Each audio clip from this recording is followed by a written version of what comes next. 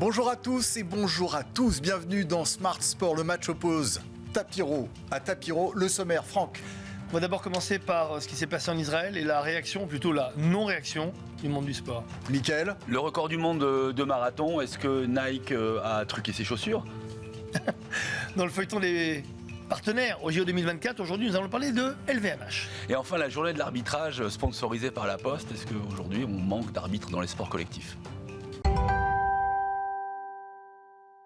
Exceptionnellement, ce n'est pas Pierre Fellenrach qui va introduire cette émission, mais c'est moi parce que j'ai un message à vous faire passer. Et j'ai une petite chanson. Mais ils sont où? Mais ils sont où? Mais ils sont où tous les sportifs? Et oui, en effet, suite à ce qui s'est passé le week-end dernier en Israël, avec cette attaque monstrueuse, je m'étonne, nous nous étonnons, de ne voir absolument aucune réaction du monde du sport.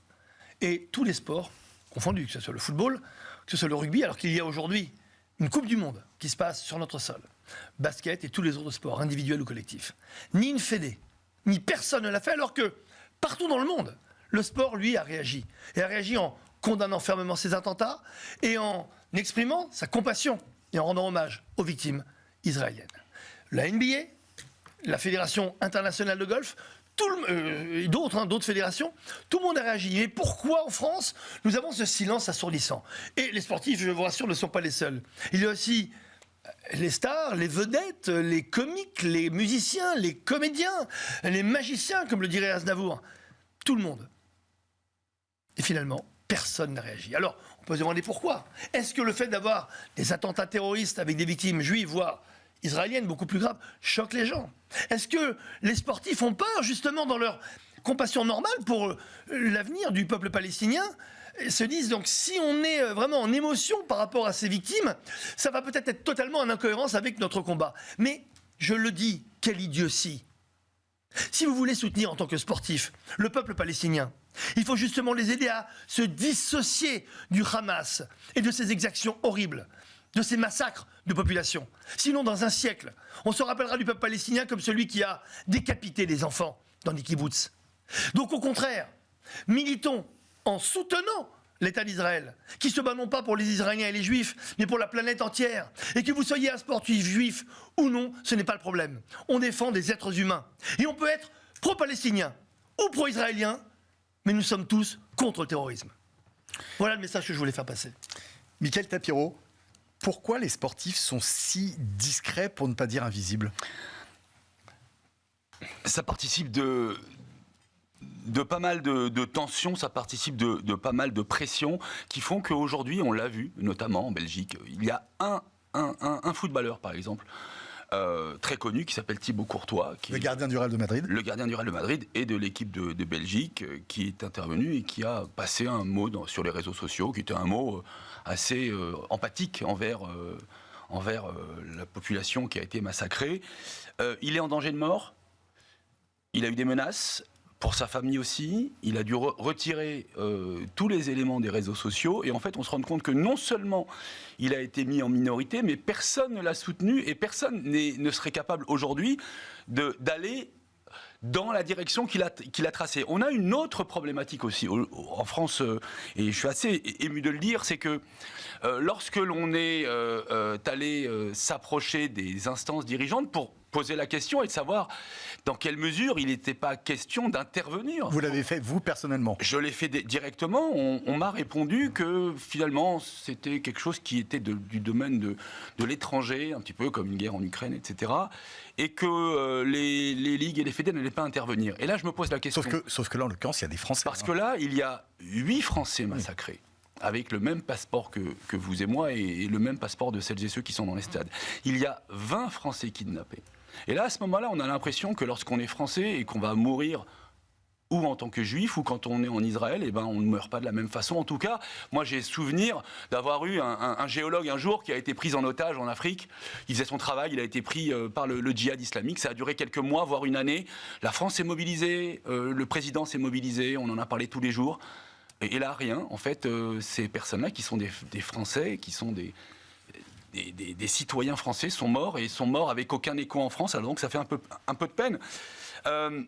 le sentiment aussi de voir peut-être le sport en otage. Est-ce qu'on peut parler aujourd'hui? Est-ce que lorsqu'on est sportif, on peut intervenir sur ce sujet bien précisément? Est-ce que ce sujet-là, qui est un sujet fondamental parce qu'il est souvent très très mal compris, en tout cas très très mal partagé, est-ce qu'aujourd'hui on peut, quand on est un sportif français, dire que simplement on soutient des populations qui ont été massacrées en Israël?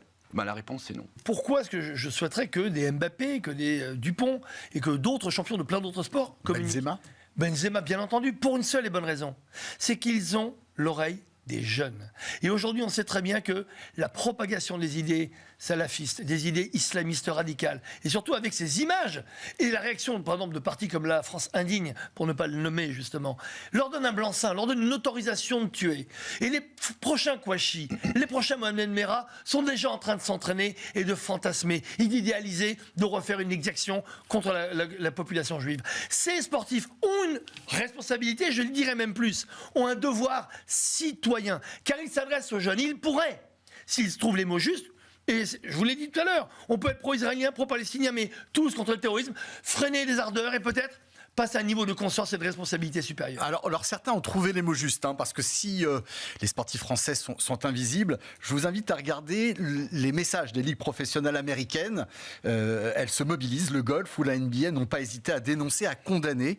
Dimanche, champions ont décidé de soutenir Israël. Le boxeur Floyd Mayweather a financé un vol spécial rempli de gilets pare-balles à destination de Tel Aviv. Et je vous propose aussi d'écouter la star du basket, Amar'e Stoudemire. Il a été plusieurs fois All-Star. Il est très en colère justement contre le mutisme des champions internationaux et américains en particulier. I woke up, man, this morning with some disturbing news out of Israel. That Hamas kidnapping children, putting them in cages, killing women, killing the elderly. That's some coward shit. That's cowardly. And for all y'all Black Lives Matter who ain't saying nothing, well, let me figure out exactly what happened before I say anything. Fuck you. Figure out what? It ain't never been cool to kidnap kids and put them in cages. It ain't never been cool to kill women and elderly. Never been. No matter where you from, what you represent, what tribe you from, it don't matter. There ain't never been no cool. There ain't never been none that nobody supported. And then you go and hide and put the kids in front of you as a barricade. That's some coward shit. All you politicians who always had something to say on the contrary, I see you. Fuck you. All you Black Lives Matter people who always had something to say and always supported everything else and you quiet now, fuck you too. Only place in the world where I can go and study Torah and eat kosher food. Only place in the world. Some coward shit, dog. And all y'all support it, fuck you. On my mama, we don't respect none of y'all for that. Peace. Bon. Inutile de traduire. On aimerait bien que certaines de nos stars du sport fassent la même chose. Et au moins déjà que les ligues professionnelles... La dernière fois, vous parliez de votre ami Vincent Labrune. Mais que fait la ligue professionnelle? La Ligue a toujours été plutôt prompte là-dessus. Là, ils sont un petit peu en décalage horaire. Il y a un problème de calendrier. C'est que malheureusement, le prochain match, je crois que c'est le 26 octobre. Non, il y avait un match PSG-Rennes ou Rennes-PSG dimanche dernier. Oui, j'ai absolument rien vu. Je parle depuis dimanche dernier. Il y a malheureusement quelques semaines, parce qu'il y a plutôt une période internationale. Donc aujourd'hui, bien entendu que les clubs, et j'ai eu Vincent Labrune au téléphone, et j'ai eu le directeur général, et il travaille là-dessus, et je peux vous dire que vraiment, c'est pas à porte fermée, bien au contraire, parce qu'ils m'ont appelé très tard, et je tiens à remercier Vincent pour cela.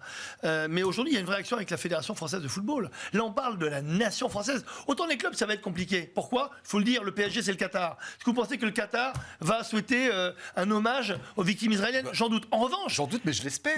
Mais bien entendu qu'on peut tous espérer. Parce que les drapeaux palestiniens qui trônent majestueusement dans les tribunes, bien sûr. Peut-être que là, elle devrait se faire un peu plus discrète. Oui, ou alors venir plutôt avec des drapeaux israéliens comme je vais le faire dès le prochain match. Et je vous le dis en avance, donc au moins il n'y aura pas de teasing. Il y a déjà une révélation. En revanche, la vraie révélation, ce serait que le week-end prochain, je crois il y a un match de l'équipe de France de football. La France a été très claire depuis le début. Emmanuel Macron était le premier chef d'État à réagir de façon absolue, sans condition. On soutient Israël et on condamne sans réserve l'action du Hamas. J'attends la même chose de la part des Bleus. Et je leur dis, je vous regarde dans les yeux, vous avez une responsabilité énorme. Vous avez un devoir énorme. Vous portez le maillot de l'équipe de France. Il ne vous appartient pas. Il nous appartient à nous, Français. Vous jouez pour nous. vous jouez en notre nom. Et au nom de la nation française, vous devez de respecter non seulement les victimes israéliennes, et de vous exprimer contre toute forme de terrorisme. Donc je vous y engage. Nous sommes des supporters à vie de l'équipe de France, mais nous aimerions que vous soyez supporters aussi des victimes du terrorisme. Je crois que c'est la première fois dans cette émission que Tapiro sont alignés sur le même avis. C'est la fin de cette première séquence. 2h0 35 secondes, c'est le temps absolument incroyable réalisé par ce coureur éthiopien lors du récent marathon de Chicago. C'est un record du monde, il a explosé de près de plus de 30 secondes le précédent record. Ça vous blesse ou c'est suspect? Moi j'ai déjà couru du marathon, alors je vous rassure. En 7h et 23 minutes. Non, alors, vous êtes vraiment mauvaise langue. Avec mes 88 kilos, j'ai quand même fait 3h50. Hors taxe, 88 kilos hors taxe. Hors 4 TTC, mais je l'ai fait 4 fois, 5 fois, c'est un grand moment. En toute sincérité, je ne suis pas kényan, vous vous en êtes rendu compte, mais courir à ce niveau-là, évidemment qu'on peut avoir des doutes. On n'a pas des doutes que à cet endroit-là. Ça fait 20 ans, 25 ans qu'on a des doutes parce que faire 2h, 2h02, déjà c'est terrible. Mais alors exploser tous les scores avec ces chaussures qui ont... Ces chaussures, on va les voir d'ailleurs. On dirait des chaussures de ski. C'est un prototype. Oui, mais elles sont et d'ailleurs, formidables. c'est un prototype d'une marque américaine avec une virgule extrêmement discrète sur la promotion de ce record. Oui, alors c'est vrai que ça tombe dans un contexte particulier. Il se trouve qu'il il y a quelques jours, il y a eu aussi un record du monde de marathon, cette fois-ci pour le marathon féminin, à peu près sur le même acabit, qui a été une performance absolument ahurissante. Et cette coureuse était, elle, par contre, équipée par la marque concurrente aux 3 bandes. Et là, on a vraiment l'impression que... Alors, on met de côté le dopage et la préparation aux Jeux Olympiques, mais là, on a des chaussures à propulsion. Ce sont des lames de fibre de carbone, pour rester un peu plus technique. Ce sont des outils, en fait, qui vont consister à approcher des barres symboliques. Là, aujourd'hui, on est à 2h35 secondes. Le record du monde, d'accord? L'objectif, et ce sera un petit peu comme celui qui arrive le premier sur la Lune, c'est celui qui va arriver à faire moins de 2 heures. Mais sincèrement, quand on fait un marathon en moins de 2 heures, ou alors on est un mutant mobilette, ou alors on est vraiment... Sachant que ce qui est troublant malgré tout, c'était que c'était son 3e marathon et qu'il était totalement inconnu. C'est un môme, il a 23 ans. Mais le comble du dopage, c'est quoi? C'est qu'après avoir dopé les sportifs, maintenant on dope les chaussures. Donc c'est quand même fabuleux. Voilà pour le Just marathon. Ils vont pas aimer, mais bon. Nouvelle séquence dans cette édition, l'interview replay. C'est une interview revisitée par les Tapiro. Première interview revisitée, celle d'Amélie Oudéa-Castéra, la ministre des Sports. On sera prêt. On sera prêt. Vraiment ? Oui, on sera prêt. Ok, on sera prêt, on est dans l'incantation depuis le début, c'est la phrase qu'on entend tout le temps, mais ça pose une question, est-ce qu'on sera vraiment prêt? Parce qu'à force de le répéter, on commence à en douter. C'est de la méthode Coué, mais elle est obligée de le faire. Elle est ministre des Sports et elle porte le projet de la France. Il est impensable qu'une ministre des Sports dise à quelques mois des JO qu'elle ne sera pas prête, surtout si elle sait qu'ils ne le seront pas. Donc elle est obligée de le faire avec un grand sourire. Alors elle joue pas très bien, moi je pense qu'elle devrait prendre quelques petits cours de média training, mais elle est obligée de le faire. La baignabilité de la Seine, c'est un enjeu majeur pour pouvoir y tenir les épreuves de natation, de paranatation, de triathlon, de paratriathlon. Alors la baignabilité, j'ai appris un mot, moi je pensais à dépollution parce que, enfin soyons clairs, la Seine est polluée. Il y a un pari de faire de se dérouler notamment le triathlon sur la Seine et la natation en eau libre, mais on l'a bien vu pendant le mois de juillet et pendant le mois d'août, les 2 compétitions qui étaient censées être des compétitions test n'ont pas eu lieu. C'est-à-dire que le triathlon est devenu un biathlon et la compétition en eau libre a été annulée. Donc encore une fois, c'est peut-être la faute des Escherichia coli qui est le colibacille, mais c'est une donnée majeure dans l'équation et il serait temps définitivement ou alors d'organiser cela dans des eaux propres ou alors de s'en débarrasser. Moi, je vais faire une séance d'exorcisme. Jacques Chirac, sort de ce corps! N'oublions pas que dans les années 80, quand Chirac était maire, il a gagné avec un argument extraordinaire, c'est qu'en l'an 2000, j'irai me baigner tous les jours dans la Seine. Et il y a encore des politiques, 23 ans après, qui croient que c'est vrai. Mais c'est génial, la politique, parce que même les politiciens eux-mêmes finissent par croire à leurs mensonges. Donc, évidemment qu'il n'y a aucune baignabilité de la Seine, il n'y en aura jamais, parce que c'est des problèmes beaucoup plus compliqués que cela. Mais arrêtons de vendre des faux projets. Essayons peut-être de faire un bac à l'intérieur de la Seine avec de l'eau naturelle cette fois-ci, mais de l'eau avec un bac transparent. Mais arrêtons de vendre du vent et surtout de vendre de l'eau, surtout quand elle n'est pas propre. Voilà.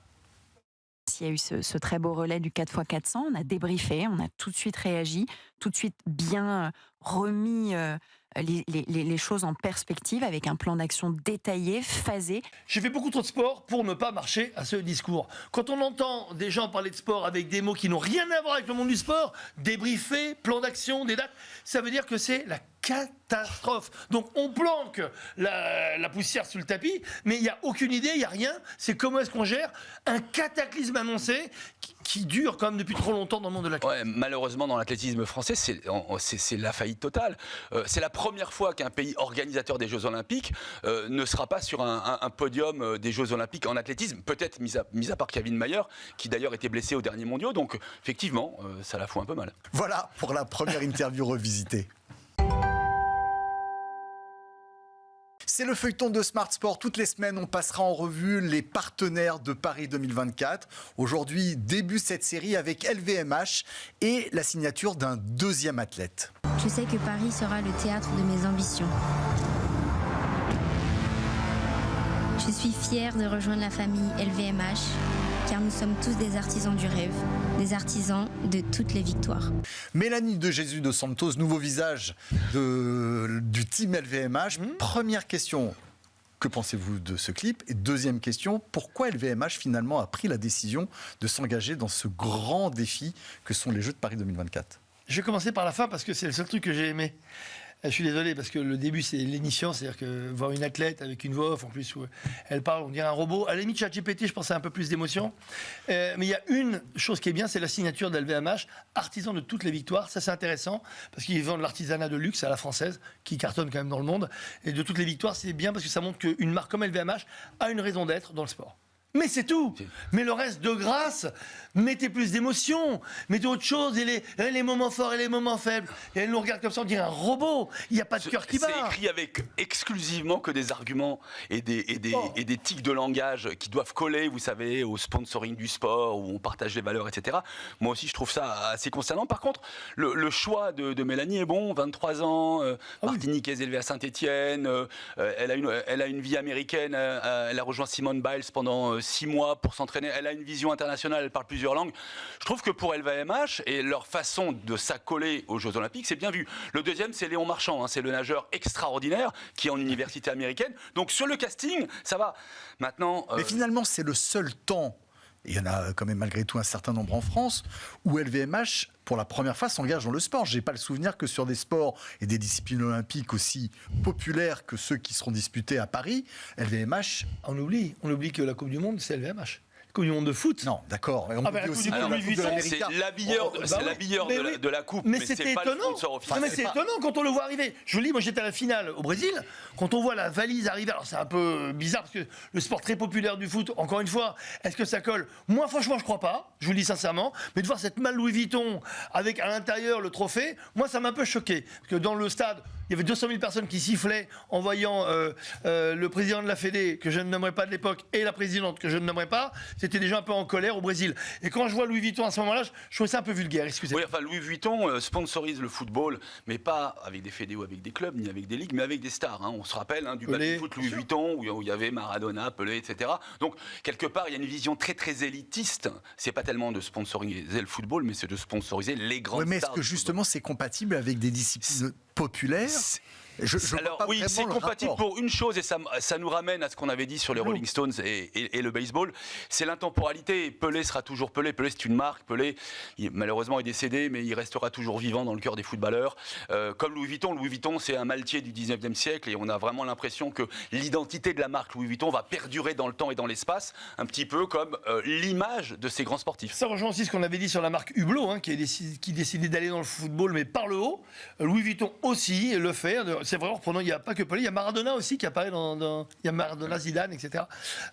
Et Messi. Encore une fois, je trouve ça un peu une collision. Moi, c'est pas du tout l'esprit que j'avais par rapport à Louis Vuitton, mais surtout par rapport à la Coupe du Monde. Même si on peut dire que c'est logique, la Coupe du Monde, c'est les voyages, donc le maltier, c'est cohérent. Tout est cohérent, vous savez, mais je trouve qu'on a forcé un peu la cohérence. Quelque part, je dis, j'ai été choqué de voir Louis Vuitton sur un terrain de foot. C'est peut-être moi, alors que j'adore cette marque, ça n'a rien à voir, mais la collision des deux, moi. Alors là, en l'occurrence, pour les Jeux Olympiques, c'est pas Louis Vuitton spécifiquement. Non, c'est LVMH. D'accord. Absolument. Alors, Dior aussi intervient. Dior sont entre guillemets les équipementiers costumes de quelques clubs de foot qu'on connaît bien. Du PSG. Et notamment du PSG. Donc voilà, c'est LVMH d'un point de vue corporate. C'est LVMH qui porte toutes ces marques de luxe et ses vins et spiritueux. Donc quelque part, ça peut s'entendre. Voilà pour le feuilleton. Prochain feuilleton dès la semaine prochaine avec une autre marque passée au crible. Coup d'envoi des 22e journées de l'arbitrage. Je lis l'objectif. Recruter, fidéliser, favoriser l'émergence d'une nouvelle génération d'arbitres. Pour nous en parler, est avec nous Céline Dumer, ex-capitaine de l'équipe de France de basket. Bonjour Céline, comment allez-vous ? Bonjour, très bien, merci. Est-ce que nous sommes en mal d'arbitres ? Est-ce qu'il faut susciter des vocations ?